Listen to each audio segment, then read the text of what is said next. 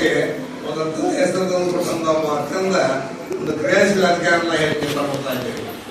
ಅದು ಪುನಃ ನಮ್ಗೆ ಗೊತ್ತಿಲ್ಲ.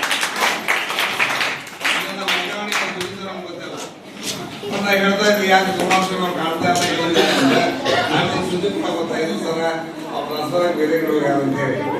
ಆದ್ರೆ ಮನೆ ಮತ್ತು ತುಮಕೂರು ಮತ್ತು ನಮ್ಮ ಗದಗಿರಿ ಬಂದ ಮೇಲೆ ಈಗ ನೇರವಾಗಿ ನಮ್ಮ ಮನೆಗೆ ಬಂದರು ಬರೀ ಕುಮಾರಸ್ವಾಮಿ ಇಲ್ಲ ಸರ್ ದಯವಿಟ್ಟು ನಮ್ಮದು ಪುನಃ ನಾನು ಗದಗಿರಿಗೆ ಬಂದಿದ್ದೇನೆ ಮತ್ತು ನನ್ನ ಒಂದು ಸೇವಾದಳದ ಕಾರ್ಯಚಟುವಟಿಕೆ ಪ್ರಾರಂಭವಾಗ್ತಾ ಇದೆ.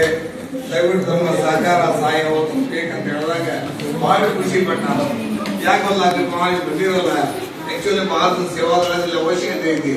ಯಾಕಂದ್ರೆ ಅವತ್ತಲ್ಲಿ ಪ್ರತಿ ಶಾಲೆಯಲ್ಲೂ ಕೂಡ ಒಂದು ಸೇವಾದಳ ಘಟಕವನ್ನು ತೆರೆದು ಆ ಮೂಲಕ ವಿದ್ಯಾರ್ಥಿಗಳಲ್ಲಿ ಒಂದು ರಾಷ್ಟ್ರೀಯ ಭಾವೈಕ್ಯತೆ ನಾಯಕತ್ವ ಗುಣ ಬೆಳೆಸಂತ ಏನು ಆಯ್ತು ಅಂದ್ರೆ ಅದು ಕುಮಾರಸ್ವಾಮಿ ಬೆಳೆಸಬೇಕು. ಅದೇ ರೀತಿ ಕೂಡ ಇಲ್ಲಿ ಬಂದು ಮತ್ತು ಅವರು ಒಂದು ಇವತ್ತು ಇಲ್ಲಿ ಈ ಮ್ಯಾಗನ್ ಶಾಲೆ